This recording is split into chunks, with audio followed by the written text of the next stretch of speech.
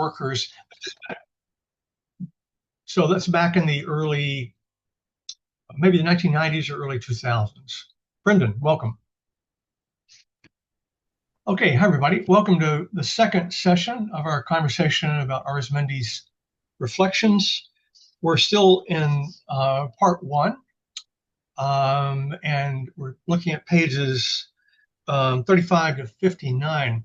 We're still kind of setting the table a little bit. We're not even in the workplace quite yet.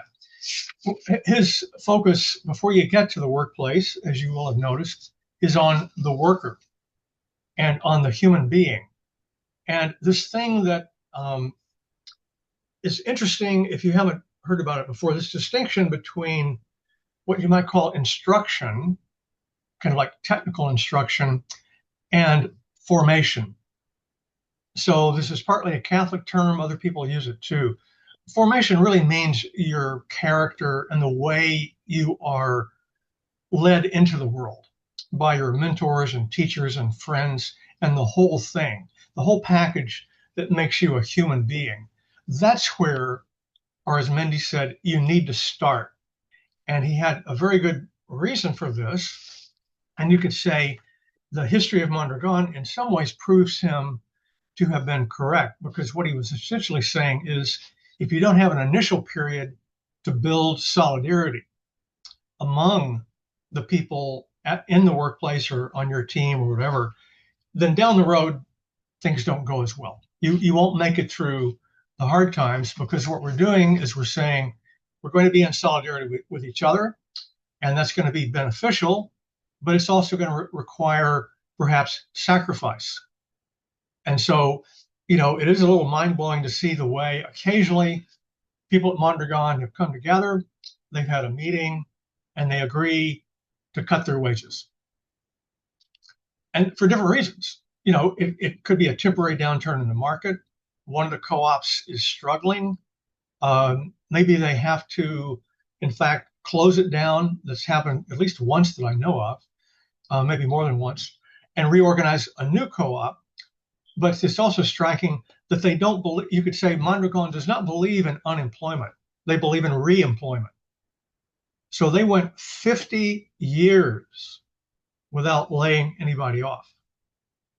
This is very striking, right? This is about creating work, not for profit or the investors, but for livelihood. So these are the purpose is to create jobs for human living wages, for livelihood, and for the long term. So that's the kind of vision that we're coming out of here. Okay, anybody want to chime in on any other subjects before we get started? Here's the other Paul. My friend Paul is joining us. I just wanted to comment that the poem by David Herrera, I thought you were going to read it. And I said, or if you had a recording of his reading, that was a wonderful poem. It is really, and it's funny, he said it was kind of a dream that he had after doing all these interviews. There were certain things that people were saying that kind of captivated him. And they were just describing their feelings about being a member worker there.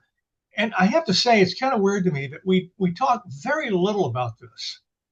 I mean, I have never been a member of a worker co-op in this way.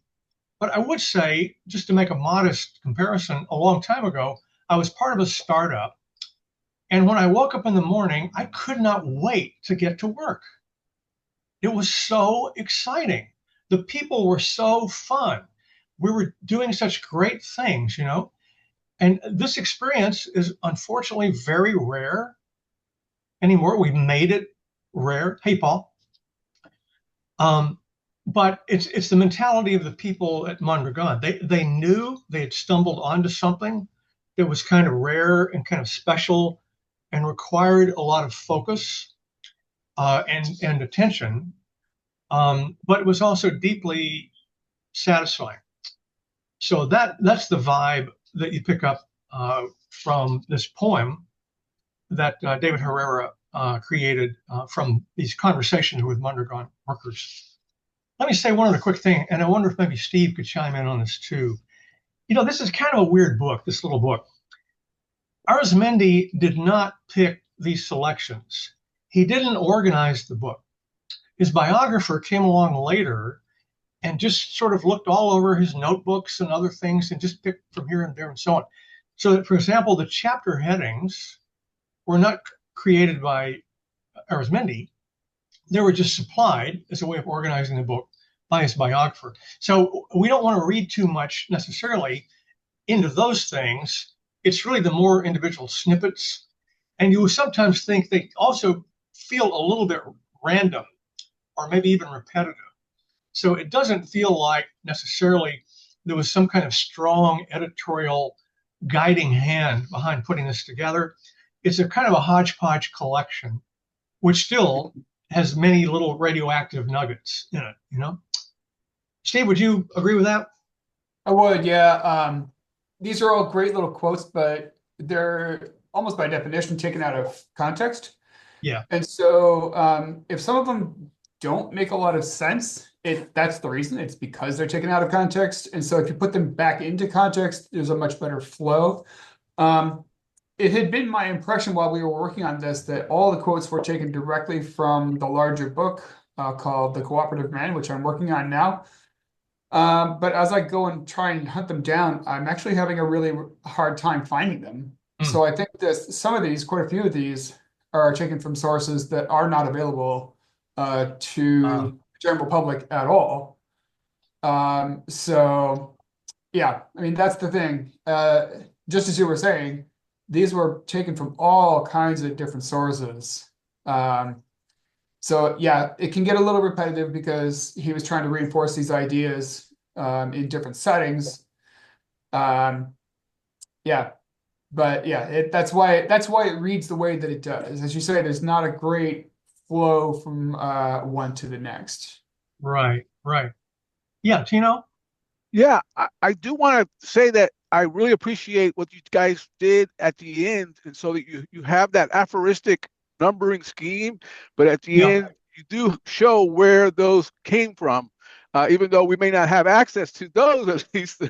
but yeah, it does make sense to kind of because I was wondering about that. It seemed like again, and what I know about him, he didn't kind of write like we think in terms of publishing a book or anything. He may have mm, had to mm, write as part of a task and for different purposes. Some of these, I think, come from homilies. So you can imagine yeah, him writing down and preparing for homilies. But I do appreciate that there is that reference because I was really kind of initially kind of lost. You know, how do these yeah, fit together? Where do they come from? right, And exactly. seeing that at the end was very helpful. Yeah, he Arizmendi himself never did write a book, as some of you probably know, but he wrote a lot of other things. He wrote a lot of homilies. He wrote a lot of articles. He wrote a lot of speeches. So there's a very large body of written text, but never an actual book. So everything he wrote was actually pretty short form, as we would call it today, not long form. Mm-hmm. I'm guessing the people at Mondragon are probably working on this, but my understanding was that there were 15 volumes of Arizmendi, and they were all at Mondragon. So you couldn't go to the library and look at them. You had to like fly to Spain and then hope they would let you in and you could poke around in the archive, right? So it's not too convenient. Yep. One other point, just briefly, is that Arizmendi's writing style was kind of muddled, kind of jumbled, and I think he Yeah. touched on this last week a little bit. Um, Even the people around him, even people who really, really liked him and admired him and looked up to him, still found it a little jumbled. And Mhm. so the larger book, The Cooperative Man, really pieces out, the different themes and puts them in order. And I have to say, it does improve the flow of his overall ideas. And Reflections does some of that, and I think it's a significant improvement over just like reading through in a straight line. But you still kind of get a feel for that when you read it. Yeah. They say that he was not very effective as a speaker or a homilist, but in small groups, he was pretty powerful. So, and it's also striking that by the time he founded the very first co-op in 1956, he had done 2,000 small groups in Mondragon in the roughly 10 years he had been there. All of that was about formation. In other words, saying, let's make sure we're all on the same page, even if we have to meet 2,000 times. I'm sure it's not all the same people for all 2,000, but that is the way you really lay some groundwork, because you're building a team. You're building a powerful soccer team if you can practice that many times, right? Yeah, Brendan? Yeah, thanks for that. Just a clarification. Thanks to y'all for doing this for the first place. And Sure. Being behind from what I understand the translation of this in the first place. But just to your point you were just making about small groups, what do you mean when you say small groups in his context? Well, I mean, many people say the way you begin a co-op is not by just filing for incorporation. The way you start a co-op is by getting a group of people together, sitting down and kind of studying what you're getting into, because it's a cultural leap to put together an organization that has a completely different kind of mindset than conventional business. If you do that, you clarify everything at the beginning, because you have all the questions that come out about, what people are expecting and what they're not expecting. And that sort of is a buffer, because down the road in business, as everybody knows, unexpected things happen. But the more you can build that solidarity, that's the word we want, then that kind of insulates you against people suddenly saying, well, this isn't what I expected, and so on. So it's a different path you have to be on, and you got to practice before you really get on it. Something like that. Okay. Let's see. I'll read a little bit of David Herrera, just to give you an idea of the kind of things, because he's also pointing toward what we're going to be talking about today in the reading. So this is on Roman numerals 15. It starts up, the voices of Mondragon. I'm not going to read the whole thing. I'm just going to dip in and out and maybe comment a little bit. And if you have something you'd like to comment on, just throw your hand up or raise your hand. So he says this became a kind of a poem in his mind as he thought about these people he was talking to. What is the essence of Mondragon?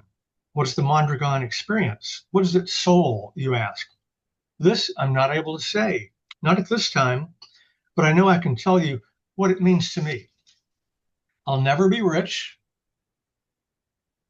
I'll never be poor. I'll have all I need and most that I want, and I'll have enough. At least I'll know the work that I do will not just result in having a few who are already rich get even richer. So that's pretty good. Again, playing on the theme of livelihood, jobs as livelihood. Let's see, I'll skip down a little bit. The words, the idea was old, the meaning was new. Treat your neighbor as yourself. This now meant participation. So this is a big word for him, participating in the economy, participating in the co-op, and so on. Democracy, equality, solidarity. Skipping ahead, nothing important happens without my vote. One member, one vote is a rule, we say. That gives us equality. I know this is true, but in my view, what also makes us equal is that my boss and I can talk about anything. Boss, by the way, doesn't mean boss. But boss means there are team leaders naturally in these co-ops, because you have people that have been around for a while. There are people that maybe have particular skills for a particular thing, but it's not boss in the conventional sense. We may disagree, we may even fight, and then we part ways and meet on the street, at the square, or at church, have a drink, have a talk. Friends we still are. Nothing has changed. So, skipping ahead, it is not charisma that makes our leaders. It is credibility, or rather, it's trust. So I think that's pretty good. I think Arizmendi was on board with that idea that you want kind of a leaderless revolution. I think he kind of got that. even before people started talking that way. Skipping ahead, I like to participate, to vote, to know that we are equal in life and at work. But I also know I must be the one who makes these decisions, to be educated, to be to keep well informed, develop myself, and keep up with all of that. This is kind of important because of the way you realize we're not just talking about a job.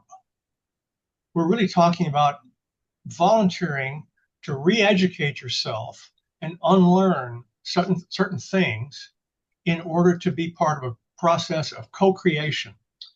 For example, this week you're going to work on some marketing stuff. You say, well, I don't know anything about marketing. That's okay. Somebody else does. They're going to pull you into this. We need some help. You're going to do that for a while. In a couple of weeks, maybe you're going to switch over to, like distribution or something. So over and over, you get a sense with Arizmendi's people that he was trying to say to them, yes, we understand you didn't go to business school. And the second thing you need to understand is it doesn't matter. If we need technical experts, we'll bring in technical experts, but we are going to do the whole thing. And it was a real process to take these, in the beginning, young guys in fascist Spain and convince them that they had the capacity to do this. They were kind of reluctant to believe it. It took quite a while for them to get comfortable with it. And even then, they were, anxious, like, is this going to work? So, but it was kind of brilliant the way he demonstrated the power of this idea, which is nothing more than a deep belief in the capacity of ordinary people to manage their own lives. That's basically it. So that's powerful. Skipping ahead again, for one thing I know, what makes us is not our name, it's the way we look at a challenge. We discuss it,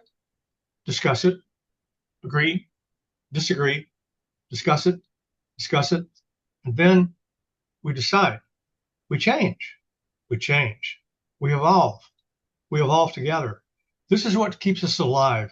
This is the experience. He says somewhere that cooperativism is an experience. It's not some kind of finished state. And, I'm just, from my own business background, I think part of that is that trying to deal with a market that's so heavily tilted against you, particularly as a small enterprise, you just have to be agile. You just have to be able to change and move and do what you need to do, rather than sort of comfortably relax and think that we kind of know, how the business is going to go, and, not worry about being prepared for like any kind of different eventuality, or even having to change the nature of the business. That sometimes can happen. You wake up and just have to rewrite the business plan. That's part of what he's getting at. But it's the idea that it isn't like, the company job where you have this list of things you do over and over again. This is co-creation. It's dynamic. It's a little scary. I mean, we should be honest and say it isn't really for everybody. Not everybody is capable of, kind of stepping up to what's needed here in the whole kind of education process. Any thoughts on that?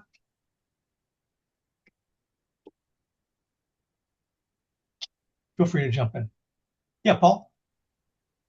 I'm kind of curious what you think about, and this is something I think about from time to time about um the rise of like I think it's Kaizen, that like Toyota concept that every employee needs to like jump in and speak their mind. But at the end of the day, like that doesn't affect like the compensation No. factors. It doesn't change the authority structures.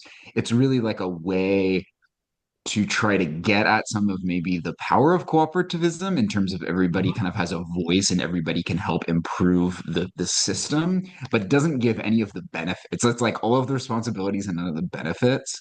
So like given that like the market is trying to come up with solutions to their uh to kind of what you were describing. I mean, I don't know. I guess anybody can answer this. I'm curious what you think about like um, like the strength, if the strength of the model is kind of being like stolen by the by other market Yes. based Yeah, yeah. factors, like what does that mean for cooperatives? Mhm. I have a thought on that, but I'll let anybody else chime in that might like to. Yeah, I have a thought on that because I do think, like for instance, there's the International Cooperative Alliance, Yeah, which is kind of very kind of institutional, much more institutional than what you would assume. But and then you have, as you were saying, Elias, at the beginning you're studying, it's a study group. It's not even a formal group or another. And the experiential aspect, you can't get a lot of knowledge. You got, so great an AI source, the International Cooperative, but the yeah, one of the things that AI can't give any of us is experiential very true. kind of engagement.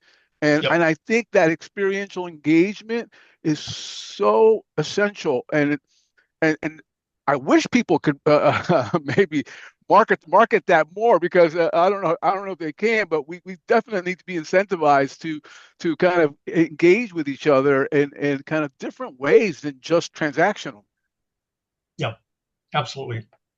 No, that's right. I mean, it is worth saying that after all, Arizmendi is dealing with relatively small enterprises here for a long time. I mean, right up until the end of his life, none of these were on the scale of what eventually was built there. And so there is a big advantage to that. There's an advantage in that, the leadership can really make an impression, can help form the team. There's that. But there's also a point about scale. Is there such a thing as too big? Is Mondragon too big? That's an interesting question. I mean, I think some people would, younger people in particular, would say, yeah, we've lost a vibe here, or whatever. One other quick thing, and then I want to hear from anybody else on this.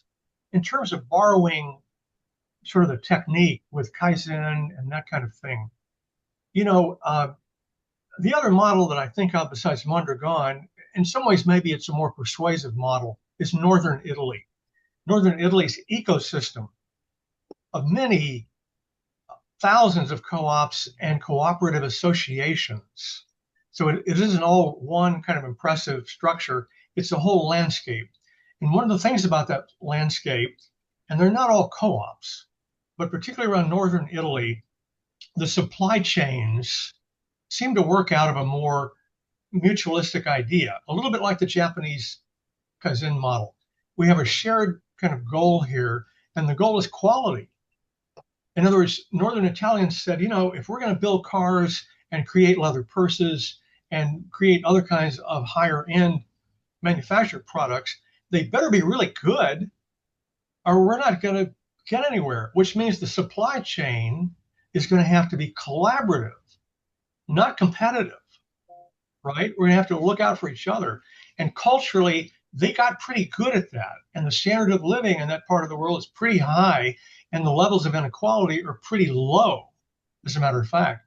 So you could say that is kind of an example of taking this kind of mutuality in business and applying it not only to one organization, but across a whole region. So and even in American business today, you guys probably know better than I. There's a lot of really nice talk about how worker oriented we are and how many benefits there are. And now there's, a foosball table and, we're have free lunch on Friday and yada, yada, yada. Just don't think you own anything. Or maybe you get some options. Anyway, so let me see if I can finish up here, unless anybody wants to jump in. Um, I'm skipping ahead. Solidarity, you say. That word I don't use, but let me tell you what I think it means. It means sacrifice of those at the top so others like me can earn a bit more. Sharing earnings with all in good times and bad times. We divide it all up. And skipping ahead again, for we have a tradition of solving these things by working together and finding a way. And then finally, utopia we are not. It's no paradise. We are no angels. We're just people working and changing together, building the road as we travel. That's lovely phrase. Okay, anybody want to jump in? Feel free.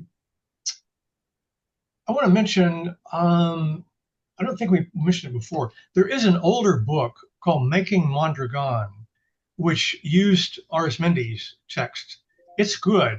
It's available as a PDF, and bingo, I just dropped it in the chat. It's a richer history of this early, particularly this earlier part of the Mondragon story, which I think is the one we are more interested in this group. So I recommend it. And it will also give you insights into kind of Arizmendi's mental universe in a really interesting way. Okay, when we look at page 11, oh, no, I'm sorry, we're starting at 35. Again, I don't think Arizmendi decided to call this section morals. Like, what does that mean? Human maturity is really the subject here. And the reason I think, well, as you'll see, human maturity is kind of like a job requirement. This is not the same thing as an MBA. It's not the same thing as an engineering degree. It's like realizing this is an organization that if I become collaborative with it and if I share its values, can be very powerful. So that's really what he's getting at. So I'll just pull out a couple of quick things and then again, chime in wherever you might like. So this is my point from earlier, 129. Individual moral formation must continue to be the foundation of social education. So that formation thing is, again, this kind of informal education that you get from your community and from your mentors and your teachers and your family and all the rest of it. So then jumping ahead to 135 on the same theme of what's required of the worker, 135, knowing how to control oneself and do so effectively is as necessary to social life as wings are to a bird in flight. And then the next one, the selfish and the individualistic are the fifth column, the traitors, the people that would betray you of cooperation. Can't do this selfish thing, can't do this individualistic thing. That's where the trouble comes in. So, for example, if you really want to be a certain kind of entrepreneur, which means it's all about you and your brilliance and your kind of dominating personality, that's a thing, and it's not what we do. We're doing collective entrepreneurship. So you're going to have to kind of wrap your head around that idea, which is, not a commonly understood idea. Yeah, let's see. Paul, were you next? Yeah, go ahead, Paul.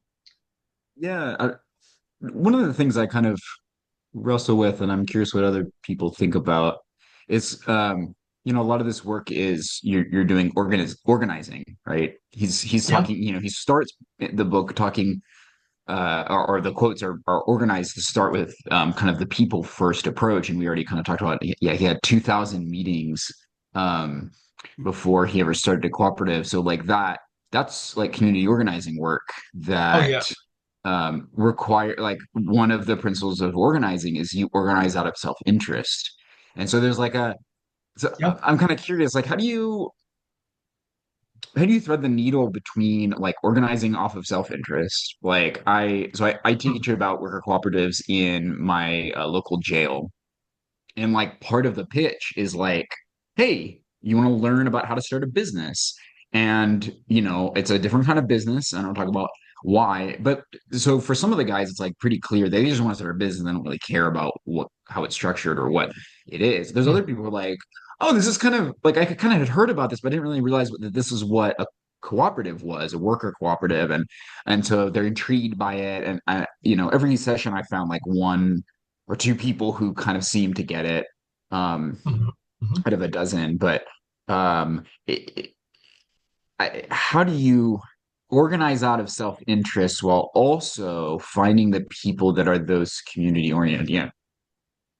Yeah, that's a very good question. Jessica, you want to respond to that, or do you have a different question? Well, it's a little bit of a response, but just to add to that question, I think Sure. that my understanding of Mondragon is also that it was not just about like the interest of individuals and their families and their households, but also Right. about the place in the community. And I feel like that is a lot of what we miss too nowadays. So yeah, I just wanted to throw that into the mix. Yeah, yeah. There is self-interest in the sense that the enterprise is about the well-being of this particular group of workers. But here's an interesting thing.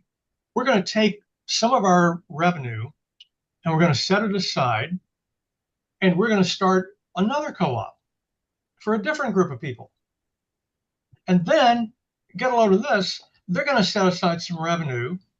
And this is called the the strawberry patch approach, where you're sending out little strawberry feelers in all directions, and you're constantly popping up new fruit, right? And so the cooperative culture, whether around Basque Spain or Northern Italy or wherever it is about inter-cooperation. And so it is true there's self-interest in the beginning in the sense that everybody's trying to make a living, but we're also creating something, a structure that potentially is part of a web, an interoperating web.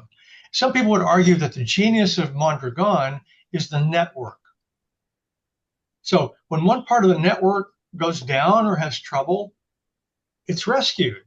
I mean, and further to the point where Mondragon created its own internal social safety net. So in the beginning, the Spanish government did not allow them to participate in the Social Security system and all that. So they just built their own, just like they had their own bank, their own university, a couple or more R&D labs, whatever it was. They just go build it, right? So the mentality was, yes, we're starting out trying to build our own enterprise, but one of our goals is to start more and have them benefit a whole cooperative ecosystem or a commonwealth. Yeah, Russell?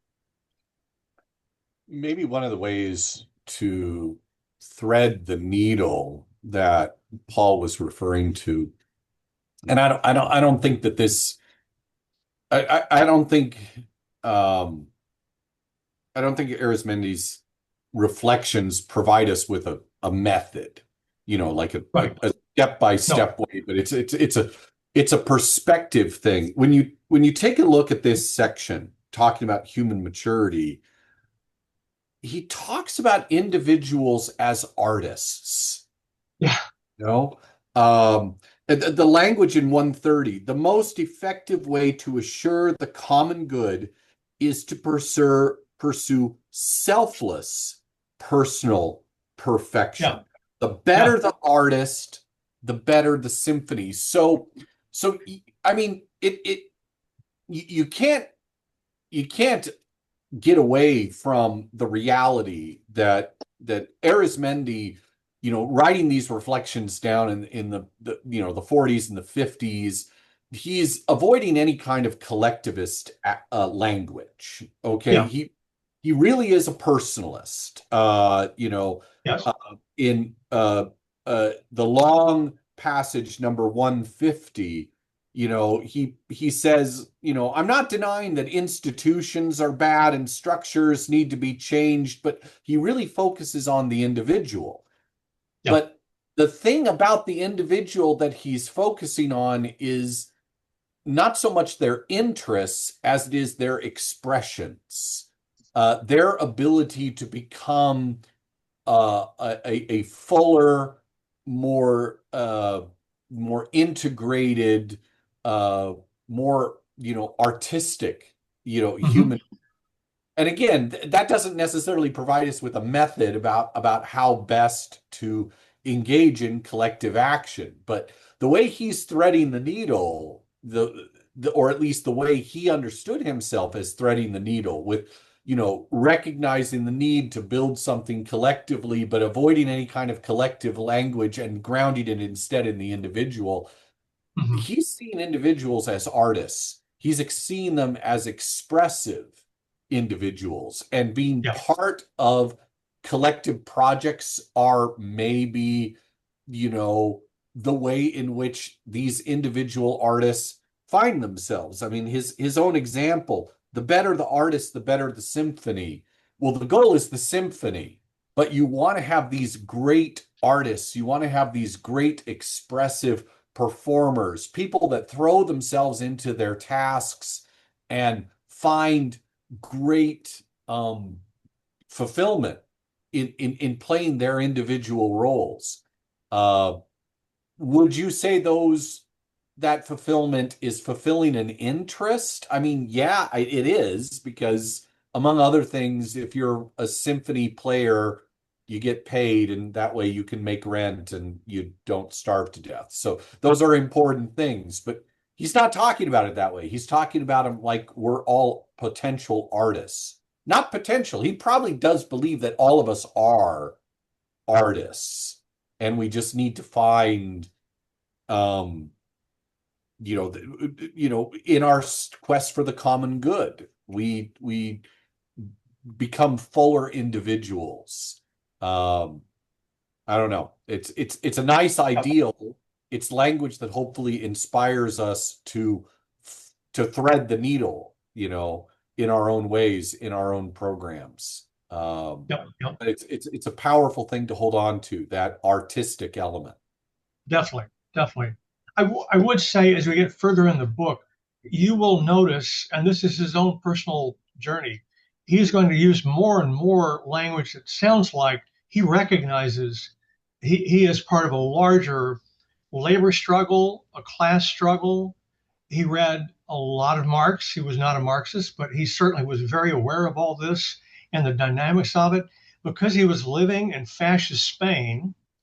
And then you might say, the only organization which had kind of safe passage to some degree, the Catholic Church, he stays below the radar. He doesn't openly confront.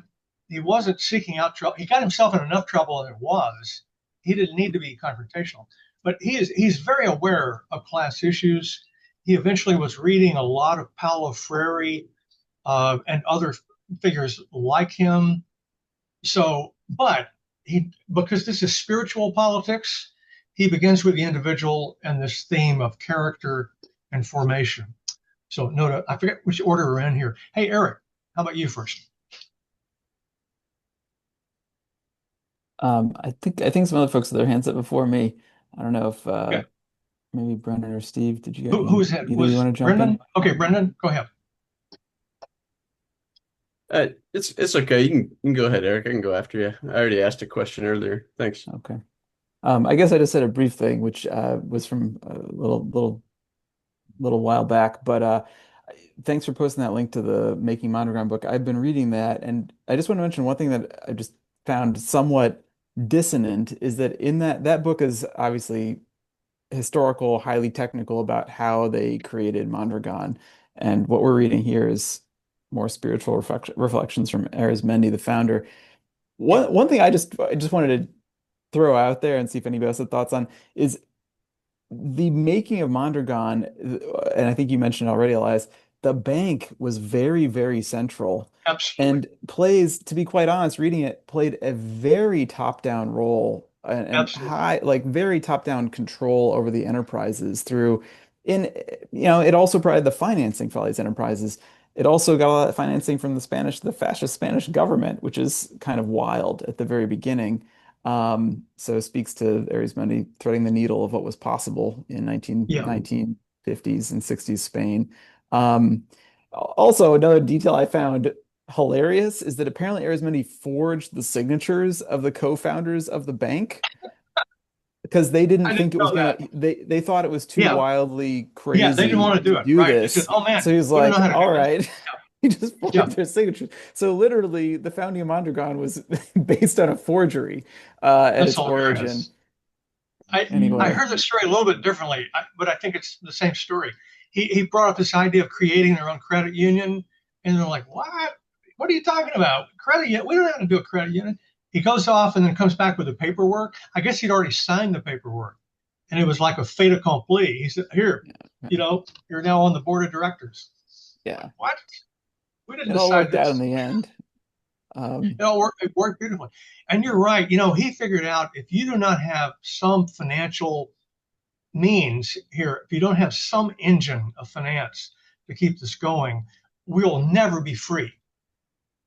And like all of us on this call, we're familiar with what he's talking about, right? So, and so savings, this kind of homely sounding topic of savings is like one of his three pillars for building this stuff. We have to create the revenue, we have to set some of it aside, and then use that as the raw material to keep building even bigger. And, that's not an easy thing. Yeah, Steve. Yeah, I kind of have a similar point to that. It's worth mentioning, kind of alongside the points that people have already made, that to create a cooperative, and particularly to create a network of cooperatives, you really have to take the long-term view. And I think that's one of the pieces that's really counterintuitive in our culture, and it was back then too, and probably going way back. The idea that we would, create a better life for ourselves by starting a bank, starting a credit union, that's not something that's going to come naturally to people. They're like, I don't know how to do this. And even if I did, it would take a really long time to do that and to get it up and running and doing the things we wanted to do. And the answer is, yeah, it does take a long time, but it's what works. You have to take that long-term view. You have to see the really big picture, because taking just really short steps and hoping that that's going to fix the problem very rarely does, and never does in the bit, over the long term. You have to have a long-term solution to these long-term problems, and that's what cooperatives offer. But it's also, I think, part of the reason that we don't have more cooperatives than we do, because that's not something that people are looking for. They're not looking for a long-term commitment like that, a long-term investment like that. But it kind of falls to us to let people know that that's the only thing that works. It's the only thing that works in the long term. You got to have, like I said, you got to have a long-term solution to a long-term problem. Yeah. Yeah. Tino?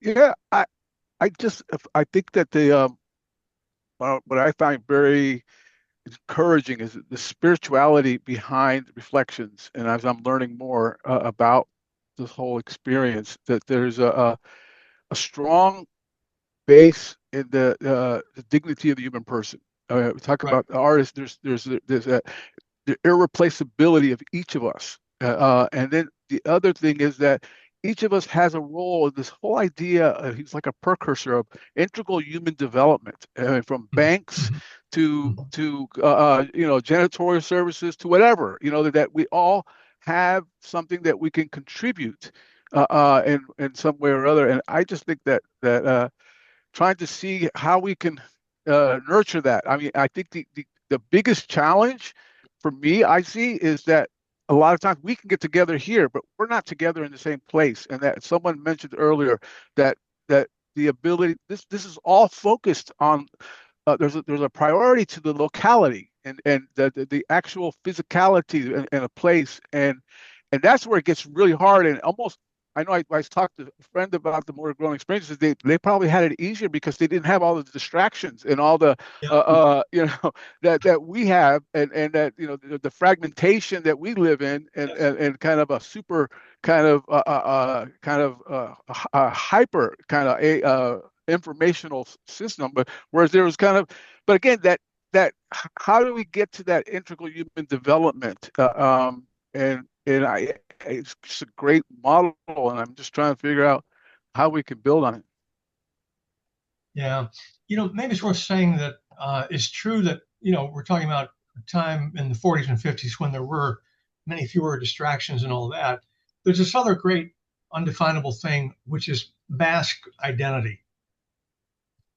I mean, if you're living under a regime that basically is kind of, looking for reasons to oppress you day in and day out, or worse, then that gives you a certain social cohesion.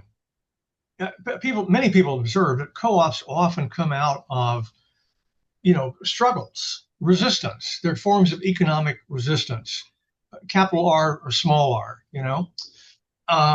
and so there's certainly that. And I think it can be negative. We might remember that it's in the 70s that there was a Basque terrorist group, the ETA, that for a while anyway was terrorizing the place and killed a few people. But on the whole, the culture was, very solidaristic. And I remember there's a documentary in which the mayor of Mondragon says, there's co-ops all over the place. Our police force thinks mutualistically, you know, and so on. It's like it just got in the air somehow, that may be a cultural thing. It may be the labor history, the socialist history in that part of Spain. The same would be true in northern Italy around Bologna, where there are lots of co-ops. So there's a cultural factor there that is localized. And that really is very important. And it's something to think about, whether really, because co-ops are mostly kind of smaller enterprises anyway, don't they need to be as localized as possible to draw on the power of place and local identity? And don't you lose something when you don't have that? You're just creating, let's say, a virtual co-op where we don't have that physical local identity, So that's certainly a consideration. Any other thoughts on that?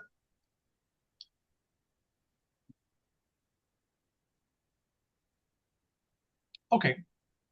Maybe, Yeah, Andy, sorry, maybe I would just, I just offer that I'm part of a worker cooperative that's remote first. And although, yes, I do hear you that being grounded in a particular place does help with cohesion, that we also live in a time where there's social expectations and norms around distributed work as well. And that if you practice cultivating community and intention around those, that you can also have a successful organization. So I think it depends on what you're doing. I think this is obviously easier for knowledge workers. It's hard to be distributed if you're producing a product. But yeah, I just wanted to throw that out there, that although there's generalizations you can make, I don't think they're absolutes. Yeah, that's very good. I'll throw in one other thing. I only recently noticed this.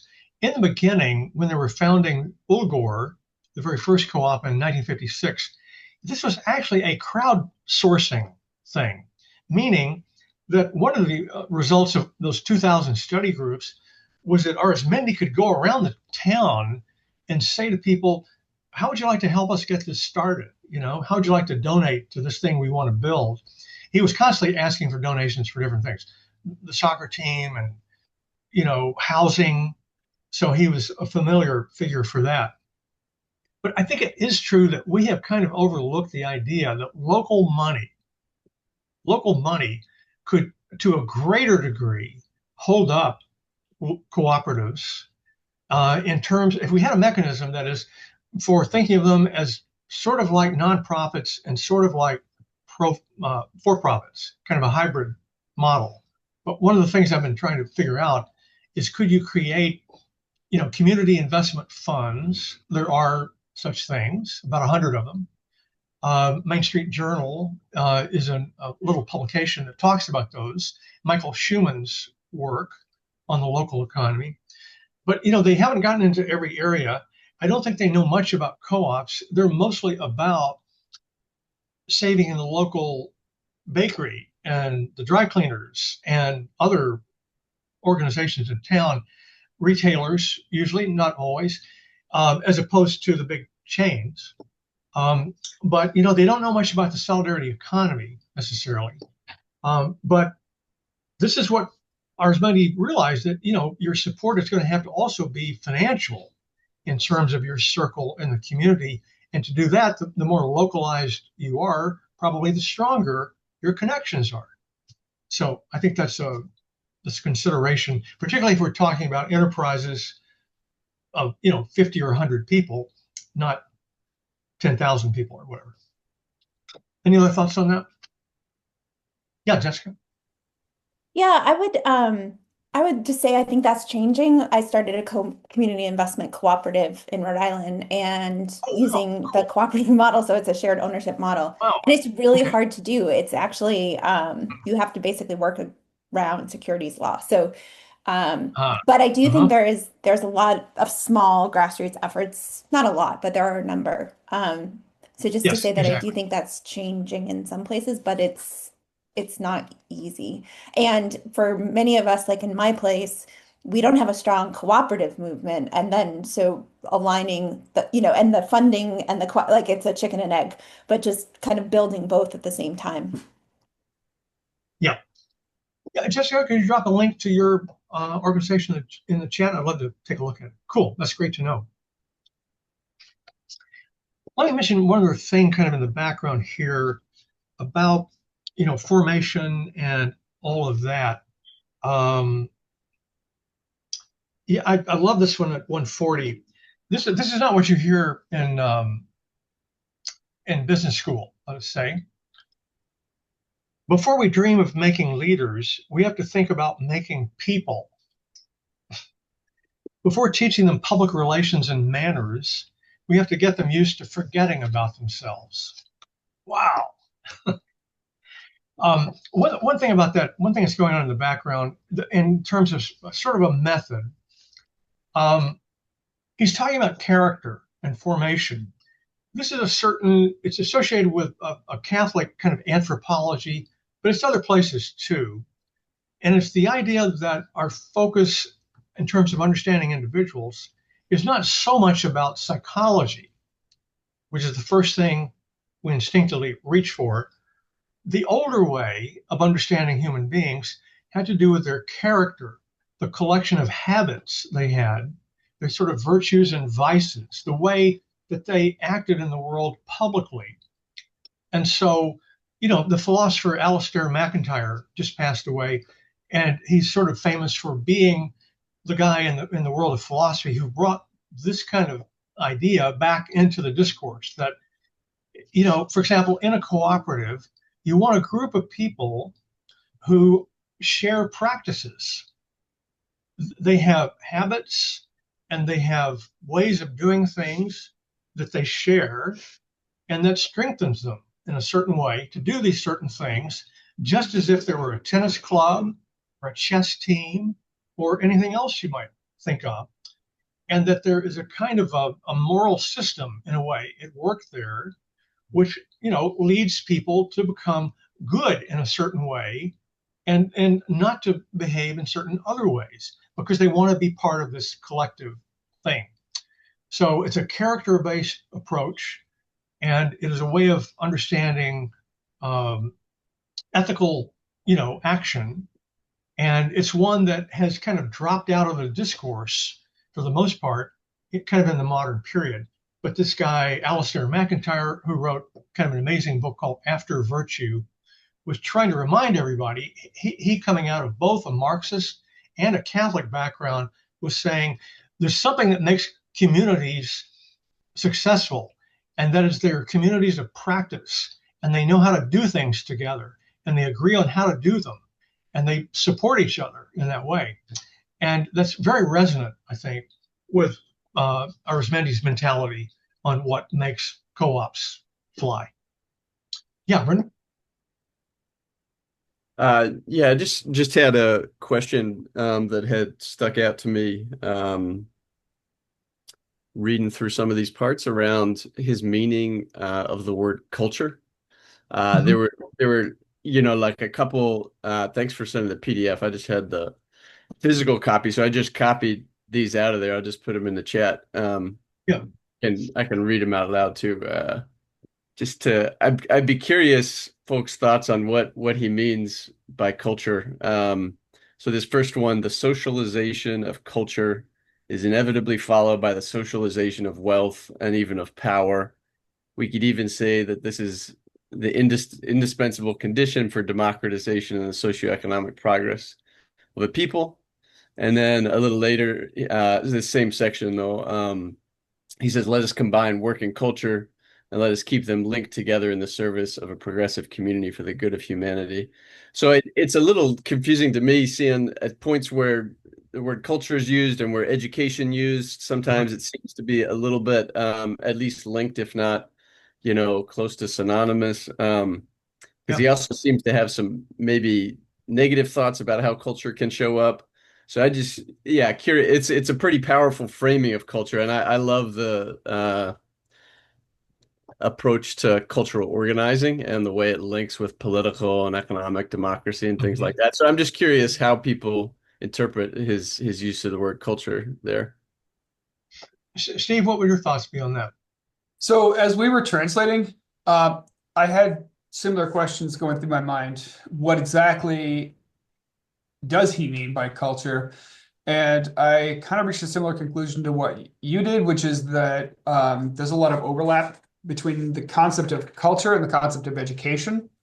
I think that's a lot of what he has in mind. But I also suspect that there's he does mean it in more the way that we would use the word culture, meaning that like, hey, let's really lean into our Basqueness.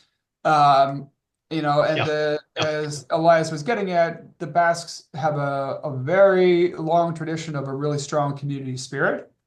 Um, I suspect that being a really old culture and a somewhat rather isolated culture, and also, again, sort of a bit of an oppressed culture from time to time over the millennia, that has made them, has given them a stronger sense of self as a community, as a culture.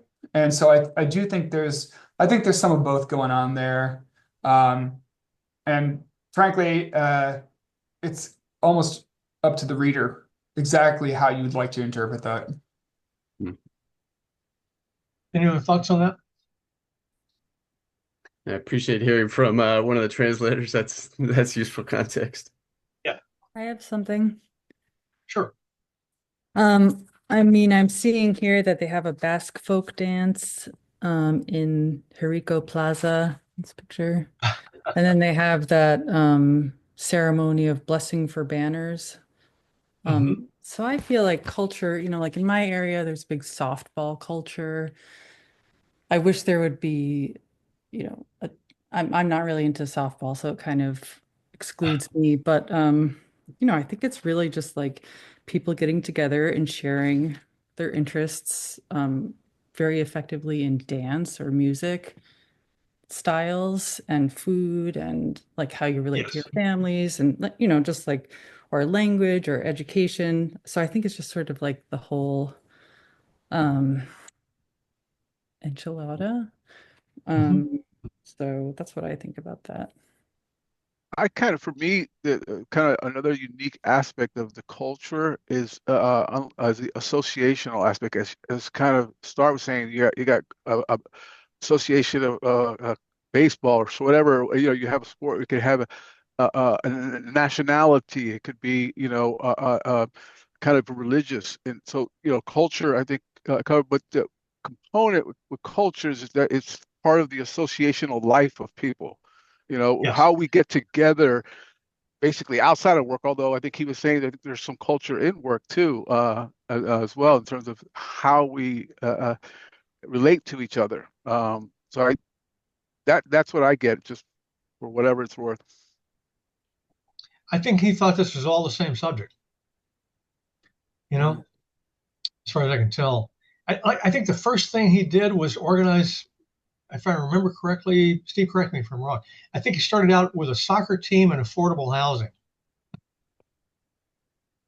So he was, he saw all kinds of things that needed work, but he also decided because this was not a huge place. This is a place where you could know everybody and be known. So that's can be powerful. Um, he knew that he could, draw different strands together, and he would need to draw them together in order to build anything for the long term. So associational life is huge. That's huge.